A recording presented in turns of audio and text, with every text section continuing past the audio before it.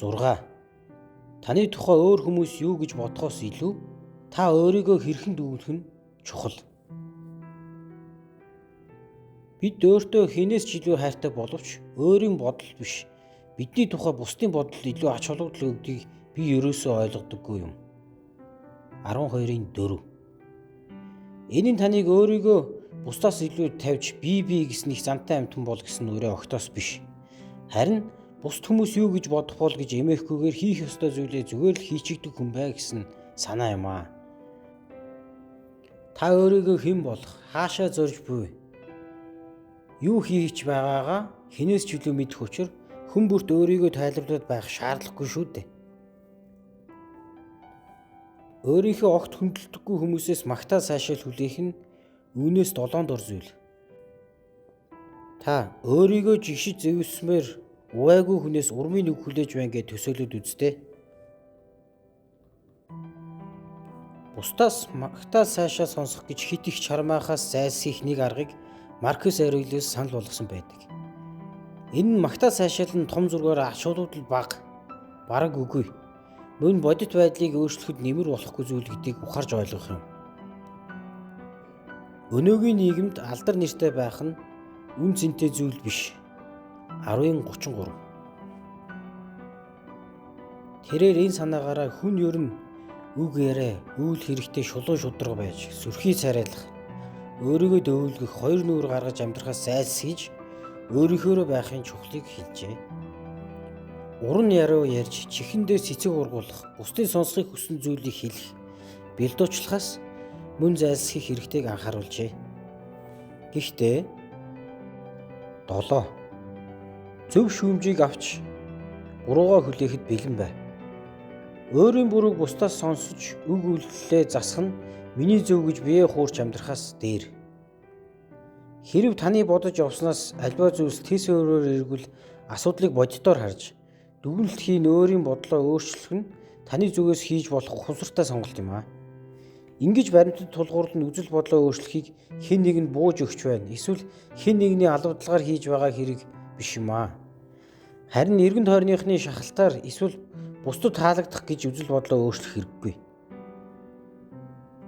Өөрөө л бусдаас шүүмжлэх хүлээн авч өөрийн үзэл бодлоо өөрчлөх нь таны зүгээс гаргаж буй ухамсарт шийдвэр бөгөөд үзэл бодлоо өөрчлөх нь зүйтэй гэсэн энэ шийдвэрийг эцсийн эцэст хэн ч биш та өөрөө л гаргаж байгаа шүү дээ. 8:16. Түүнчлэн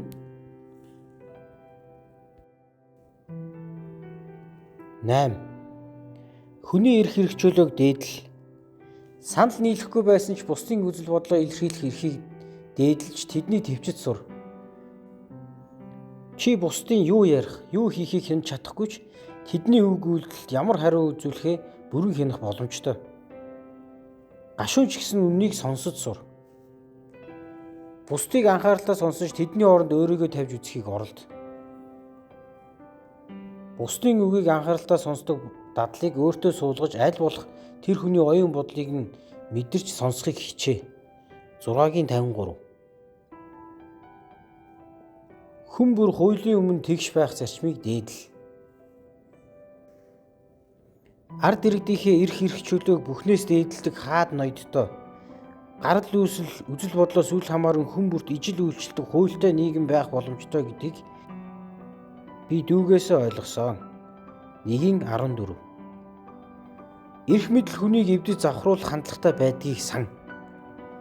Эрх мэдлийн мөн чанар нь өс хонцогнол, залмих, хоёр нүртэй байдлыг бий болгодгийг ойлгож, удам судар хүмүүжил сайтай хүн ч гэсэн эрх мэдэлд хүрээд сансандаа хүрэхийн тулд юу ч хийж мэдэх балмууд авир гаргадгийг анзаар.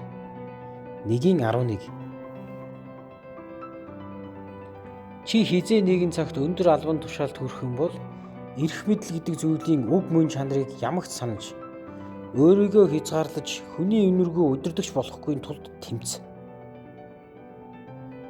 Эрх мэдэл чамайг Юли Цезар шиг харгас дарангуйлагч болгон хуургаж чадах тул түүний оролдогод автахгүй байж философийн тусламжтайгаар ухамсартай нийгэм болохын төлөө цуцалтгүй тэмц.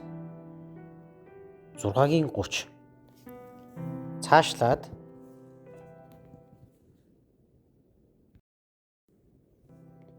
9. Өөрийгөө хүндэл. Ямар ч зүйл хийхээс өмнө би энэ үйлдэлээр өөрийгөө хүндлэж байна уу? Эсвэл би үг зүйл хийсэндээ хожим харамсах уу гэдгийг тунгаан бодож бай. Та өөрөө үнэмшдэхгүй зүйлээ сэтгэл хөдлөлтөд автан хийж хэлэхээс зайлсхий. Бусдад болон өөртөө өгсөн амлалтаа зөрчих, өөрийгөө хүндлэхгүй нөхцөлд орох, бусдыг үзен ядахад хүргэх үйлдэлүүд танд хизээж тус болохгүй. Таагүй зүйл таны уур хилэн хүргэсэн бол сэтгэл хөдлөлтөд автаж үйлдэл хийх нь ухамсар төвний гаргадаг зам биш гэдгийг сана. Ээлдэг зан, сайхан сэтгэл хоёр амьтанд биш, гагцхүү хүндэл байдаг мөн чанар. Энэ хоёрыг эзэмсэн хүндэл тэсвэр төвчээр эр зориг, хүчрэг зан чанар оршдог. Энэ хоёрыг эзэмшээгүй хүн сэтгэл хөдлөл, хүсэл тачаал төтлөгдөж улмаар амьдралдаа сэтгэл дундуур алхдаг. Тиймээс бусдыг өмнөө сөхрүүлдэг дарангуулагч эсвэл бусдын өмнө боол болж бүхэлзэхгүйгээр амьдр. Бас ямар ч тохиолдолд 10. Юунд ч бүү гомдол. Хийх ёстой зүйлээ гомдлож гоншигнохгүйгээр хий. 1:15.